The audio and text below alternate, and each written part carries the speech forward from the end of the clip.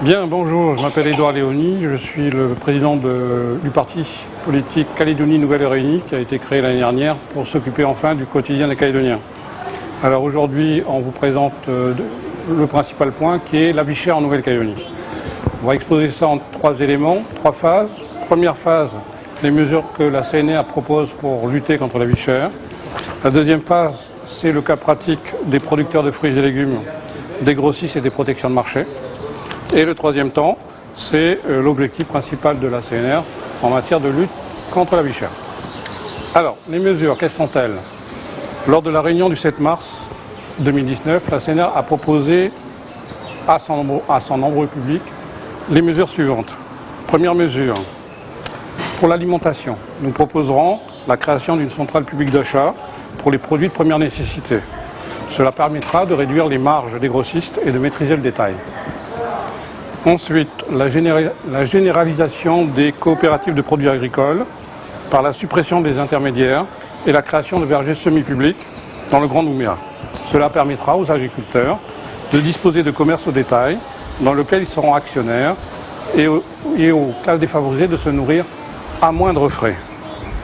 Pour les voitures, nous proposerons la création d'une société publique d'importation de voitures d'occasion pour rendre accessible aux classes défavorisées et aux classes moyennes des véhicules de début de gamme, d'occasion, en bon état, d'Asie et d'Europe. Ensuite, on proposera le même système pour l'importation de pièces mécaniques pour rendre accessible aussi les réparations des véhicules. Le deuxième temps, c'est celui de l'eau, l'électricité, des transports aériens et de l'Internet.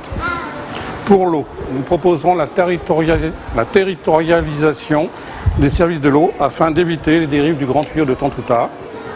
Pour l'électricité, nous proposerons la fusion d'Enercal et de EC afin de réduire les coûts de production, de distribution, de commercialisation et naturellement le prix d'accès à l'électricité pour tous les consommateurs. Naturellement, nous développerons la production d'électricité par le solaire, par des incitations fiscales plus généreuses et la relance du fonds d'électrification rurale.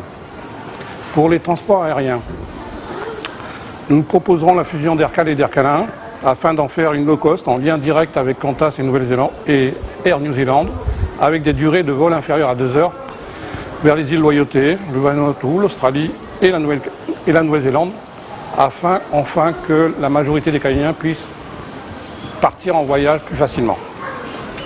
Pour Internet, nous proposerons l'augmentation de la capacité Internet, du débit, car comme vous le savez, à partir de 18h30 chaque soir, les Calédoniens ont des difficultés de débit et du coup les accès ne sont pas simples. Le cas pratique. Le cas pratique est assez intéressant parce qu'il met en relief des recommandations de l'autorité de la concurrence. Qu'en est-il donc des producteurs de fruits et légumes, des grossistes et des protections de marché? On assiste ici à un décalage des élus actuels avec la population, d'où ce souci de renouveler la classe politique le 12 mai 2019. Alors en pratique, moins d'une dizaine de producteurs de fruits et légumes réalisent plus de la moitié de la production marchande et peuvent, grâce à leur volume et leur infrastructure de stockage et de conditionnement, influer le marché. Contrairement à la quasi-totalité des autres producteurs qui se trouvent en situation de dépendance par rapport à la demande sur les marchés en aval.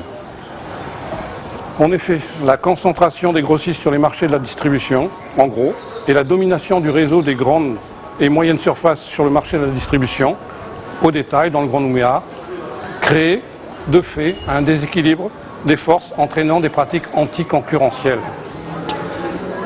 Et donc, la commercialisation directe des producteurs en circuit court vers le consommateur reste très marginale. Ce sera justement une des mesures de la CNR. Le deuxième temps concernant le marché automobile.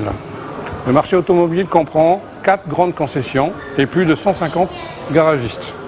Mais le choix des consommateurs est contraint pour le remplacement des pièces. En effet, s'ils ont acquis une voiture neuve, la garantie constructeur 1 à 3 ans leur impose de faire changer les pièces auprès de leur concessionnaire sans pouvoir faire jouer la concurrence. De plus, concernant les protections de marché, l'autorité de la concurrence nous informe que ces protections favorisent la fixation de prix élevés par les industriels calédoniens dans un contexte où les marchés sont déjà très concentrés et où les coûts de production sont structurellement élevés du fait de l'étroitesse de la demande intérieure. Cela conduit soit à des rentes de situation, soit à des ententes qui se nouent au détriment du consommateur en supprimant tout esprit de concurrence. Il faut être clair. Il y a une possibilité de cumul de plusieurs marges.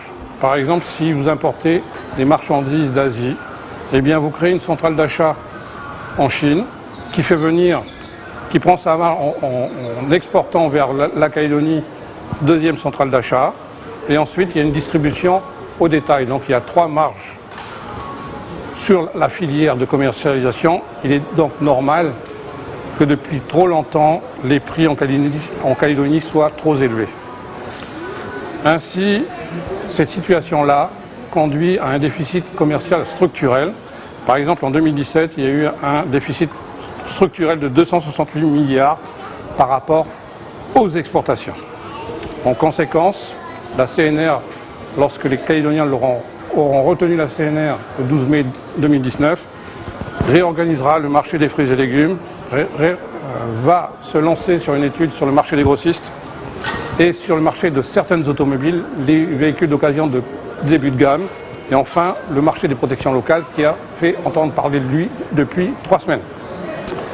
Le troisième point, pour finir donc, l'objectif de la CNR est bien de s'occuper des difficultés au quotidien de la population. En effet, il faut garder en tête que 50% des salariés calédoniens vivent avec moins de 144 000 francs par mois et 53 000 personnes vivent sous le seuil de pauvreté.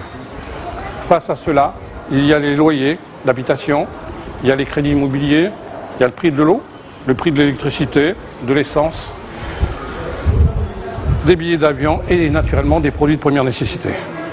À ce niveau, les Calédoniens ont remarqué des baisses de prix pour certains produits, mais pas de 10% sur leur achat de produits de première nécessité. Mais ils s'étonnent que certains choix de la TGC soient controversés. En clair, il y a une TGC de 3% sur la bière locale, 11% sur les produits anti-moustiques et 22% sur le savon. En clair, il ne faut pas se laver. Par contre, on a le droit de se faire piquer par les moustiques et on a le droit de boire beaucoup de bière. Il doit y avoir un effet collatéral entre la bière et les moustiques. Alors, pour être clair avec vous, et on termine là-dessus, il est temps de changer. Il est temps de se réconcilier. Si les Calédoniens votent pour nous le 12 mai 2019, la CNR fera les réformes du quotidien, en particulier sur la vie chère. Et nous sommes donc prêts à collaborer avec tout parti politique élu le 12 mai pour engager ces réformes afin enfin de lutter et de trouver des solutions pratiques aux problèmes du quotidien des Calédoniens. En conclusion, la CNR pose une évidence politique. On ne peut pas résoudre les problèmes avec ceux qui les ont créés. Aussi, nous vous invitons pour la semaine prochaine à un nouveau thème qui sera le pouvoir d'achat. Je vous remercie. Bonne soirée.